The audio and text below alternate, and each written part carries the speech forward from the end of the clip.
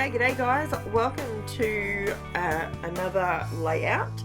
This one is another monochromatic layout. Now I drew inspiration from my daughter's shirt. So for Christmas, and she wanted this particular brown top, and it's one that I ended up getting for her. And this is a photo of her on Christmas morning, and she was super happy because she got what she wanted. Now, the reason I've gone with brown is because of the colour of her shirt. Obviously trying to make it pop on the page. I'm not a huge brown person. I don't use browns anywhere near the amount that I probably could. So basically, I'm giving this a red hot crack. I'm seeing how I go with this. I will apologise initially. I do have a very sore throat, so I may need to sip some cold water as I'm going with this. But this particular piece of paper that I'm cutting out, and it is, I will call it paper, it's not cardstock, it's a decorative paper. It is from the HEIDI SWAPP DREAMY collection. Now, I've always liked this sheet, but I didn't really know what I was going to do with it, and being brown kind of threw me a little bit. But that's okay. I decided this particular day that I was going to create a border with the diamonds, and I thought that looked pretty good. I was pretty happy with that. So I just went around. I didn't want it to be in any particular order. I didn't want it to be in a pattern. I just wanted willy-nilly sort of go ahead and cut out some bits and pieces and see how the border comes out. And I was really happy with that. The photos that apologies, I have a dog trying to scratch to get in my door. Now, after I cut the centerpiece out, I decided to go ahead and cut around the outside. And I was using my Stanley knife and then realized you're on the outside, Karen, you can use your scissors. So definitely made it a lot quicker, a lot easier. And again, there was no rhyme or reason as to which ones I was cutting. I just wanted it to be a good border, and it totally worked for me. I really liked it. I like how it's a little bit distressed. I quite like that. And yeah, so once I had done this is when the creative juices started to flow. I'm like, right, I think I know what I'm doing here. I have off to the left hand side, you can see that I have put pulled down all of my brown distress oxides. So I've just pulled them all down and thought, okay, as I go, I will work out what I want and what I don't want to use. So this is where this idea sort of popped into my head. I thought I'm going to cut a couple of these out and use it as a stencil. And that way I can add to the background with the identical size and shape of my diamonds. So I just flick through the colors there a little bit, and what I'm actually using, this is in fast forward by the way, I did not go this fast in real life. I'm using my mini blending brushes. Now I will pop a link. One, there is already a link over on my Facebook group if you're looking for it, and I've pinned that to the top of the page. Now, I will also leave a link in the description below in case you want to give these a try. I will be honest with you, these things are a game changer. I've got as you know, or if you're new here, you may not know, but I actually have the bigger brushes, you know, and the blending brushes, and they're awesome. I love them when I'm doing a large area. I love using those ones. But quite often, I actually like doing things like these diamonds, you know, a little bit sort of more intricate, where I don't really need as much ink as what I get on my other brushes. So I thought I'd give these a try, and I love them. I really genuinely do love them. So this is another application. The other day I used them, and I used them through... What did I use them for? Oh no, I was colouring them in. I was colouring in some stamped images, and I was using my distress oxides, and these brushes were awesome. They are in fact actually a really densely packed brush with a very soft bristle. Now, what that allows me to do is, did you notice the mistake I just made? That's how I fixed it. I do that a couple of times on here, by the way. So if you're new to my channel, I leave everything in. When it comes to scrapbooking, I don't want you to walk away from here thinking that it's so simple, it's so easy, and she gets it right every single time. That is not right. That's not normal. We all make mistakes. We all have to figure out ways of covering things up. And I leave it all in there so you can see how I do it. Now, I'm using different distress oxides. So I'm using different shades of browns. Now, to be honest, I really, really liked the brushed corduroy. That, I don't know why, but that one really, actually, I think that might be the one I'm using now. No, this one is, if I can read it properly, I think this is Gathered Twigs.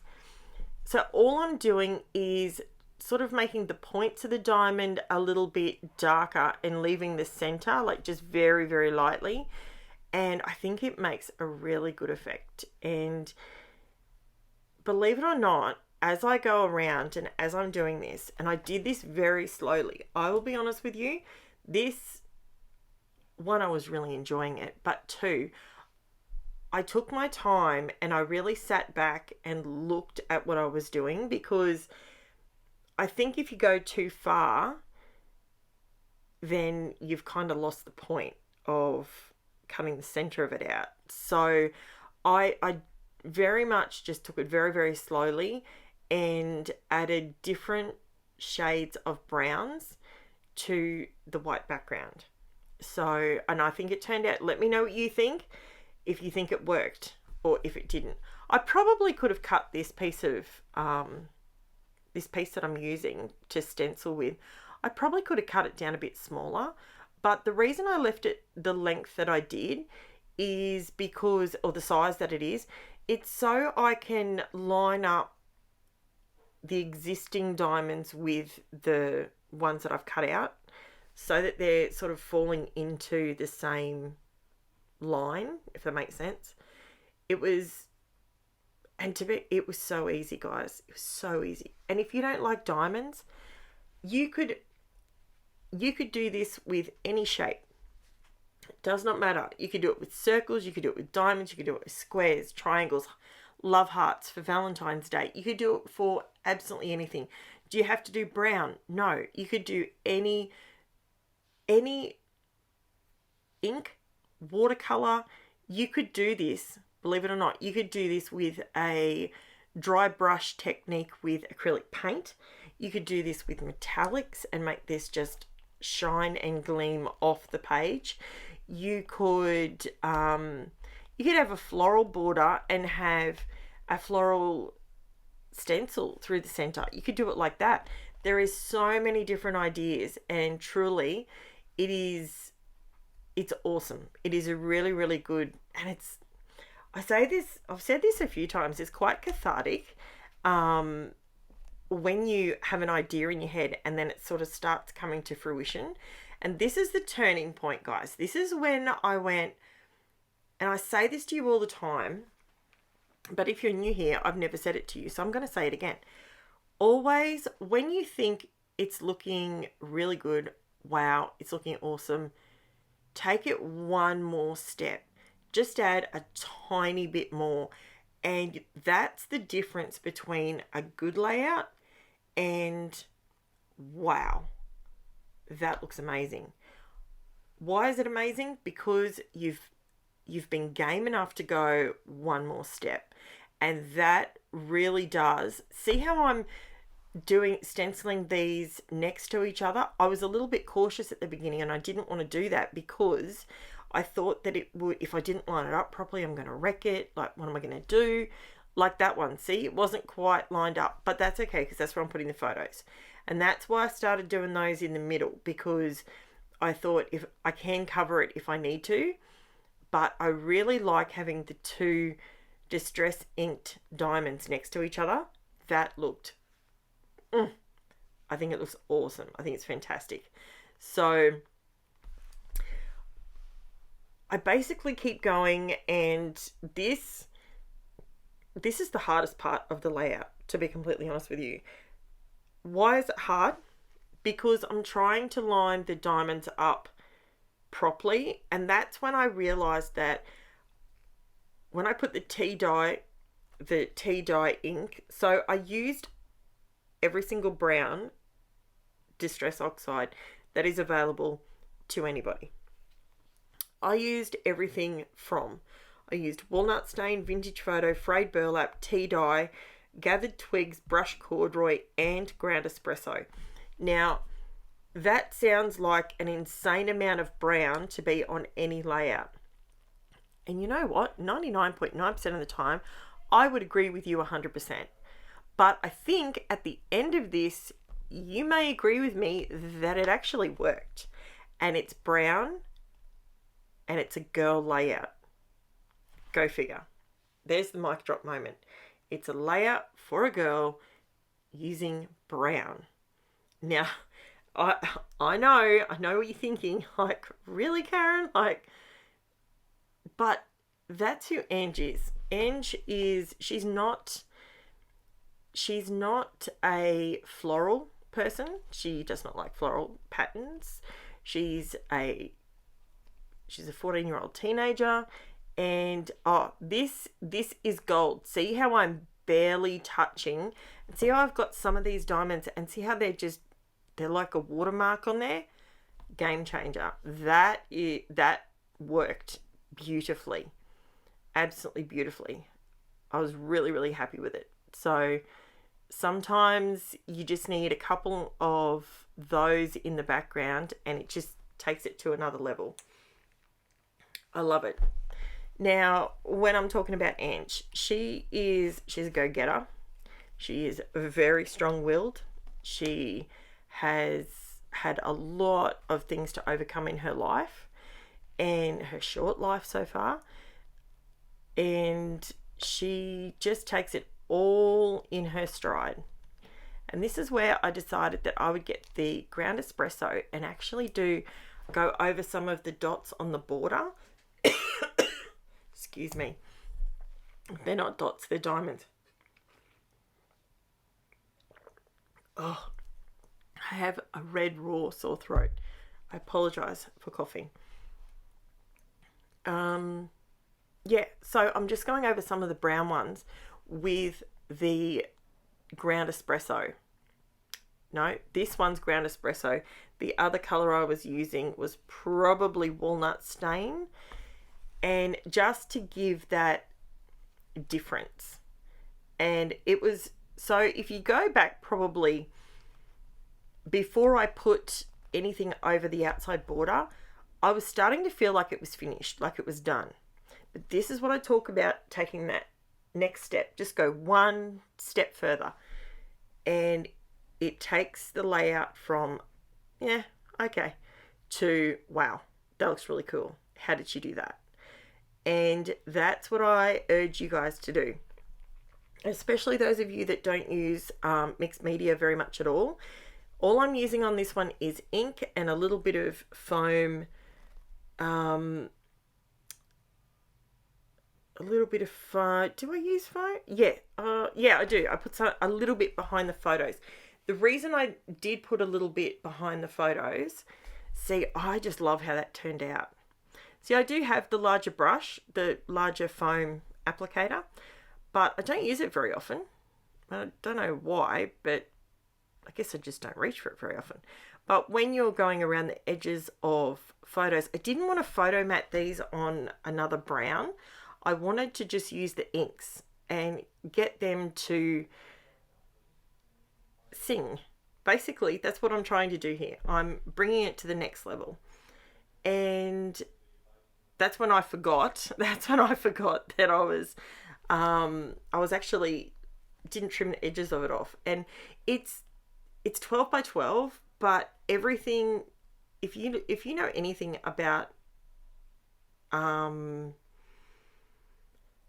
layouts or 12 by 12 sheets, none of them are ever a perfect 12 by 12. They're just not.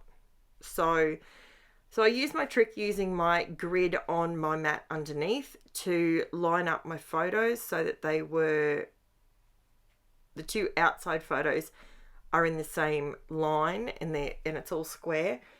That's how I do that. Now this is where I decided to pull out 2 sets of 49th Market Art Options Plum Grove rub-ons. Plum Grove. You don't think of brown when you hear that, but there's actually a few on here that when you sit them next to the browns, they throw more brown than they do. See those leaves? They actually throw, not the really dark one. I don't even end up using that one, but I had to cut it out to get to another one. It's a bit like move the Commodore to get to the Chimera to, move the Tirana. If you've seen The Castle, the movie The Castle, if you're an Aussie, you'll know what I'm talking about. So it was a bit like that. I had to remove certain bits and pieces. Now, here's a trick. When it comes to buying rub-ons, you probably think to yourself, oh, they're a bit expensive. Here's a trick. I'm going to get double the bang for buck out of my rub-ons. See, I just cut it in half. And then I'm able to add it on. It comes with this little plastic stick to rub them on, and they go over the Distress Oxide, not a problem, and they sit beautifully. So as you can see, I'm cutting these in half because I'm not going to waste rub-on that's underneath a photo that you can't even see. What's the point of that? So by cutting it in half, it has allowed me to get double. See how it's just sticking out the sides of the photo, but it's not overwhelming, because I didn't really know what I would embellish this page with. And that's when I remembered I haven't used my rub-ons for a little while, and these are exactly what this page needed. Exactly what it needed. Now, it was at this point that I sort of started going, I really don't have any more brown. Then I remembered I had this in 12 by 12. So, which ideally I probably should have used the 12 by 12 ones first, but that's okay. It's fine. It's not really a drama. I forget about my rub-ons because there's something that I like. They're stunning. And if you've never ever bought Art Options anything, don't have a heart attack. I know I just cut that in half, but that's okay. So if you have never bought any of the 49th and Market rub-ons, these things are amazing. They stick down perfectly every single time. This is going over Distress Oxides. I haven't waited hours and hours for it to dry or anything like that. And they stick down beautifully. They transfer perfectly. They're absolutely awesome. So I absolutely love them. And when you cut them in half and you can get them to spread across a layout like this, I think they're not expensive. I think yes, they are a decadent supply. Absolutely. Are they something that everyone can afford? Probably not. Is it something that if you looked at it and you thought to yourself, hang on, if I can cut it and use it behind like that, then you may consider actually buying it, because it's something that you can get more bang for buck out of. And that, I'm all about that when it comes to supplies. I know I use a lot of supplies. I get that. I buy a lot of supplies. I get that too. But I think that is part of my responsibility as a content creator, to show you different supplies, how to use them, how I would use them, how they were probably intended to be used, and so forth. So that is why I go helter-skelter and buy so much in the either rub-ons or stickers or more. I think I probably spend more money. If Cass is watching this, she'll know where I spend the money. I normally spend more of my money on the sprinkly bits at the moment, and probably mixed media supplies, because you can use those in so many different ways, and that to me is fantastic. However, these rub-ons, would you have thought at this point in this layout, would you have thought that brown is going to work? I'm just cutting out some little tiny words that I felt went really well with this, and they are also in brown and black, so they worked perfectly. This is the part where I decide you should probably stick your photos down now, and I love it. I added a couple of butterflies because they worked really well and they were in the brown tones.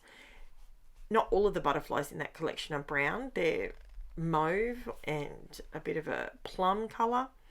So then what I decided to do was add a little bit of an optical illusion, and I went around the edges of some of the diamonds that I cut out in the beginning, went around them with some ink just to give them more definition, and I just popped them on top of all the way around the ones that were already there in the borders. And it just adds one more element of difference to something that was created using one piece of paper. One piece of paper and my rub-ons. That's it. And my inks. That's it. So I hope you enjoyed this. I hope this is something that you will give a try. Even if it's not diamonds, you know, you can use any colors. You might be a very pink and purple person, so you know, you might use it along those lines.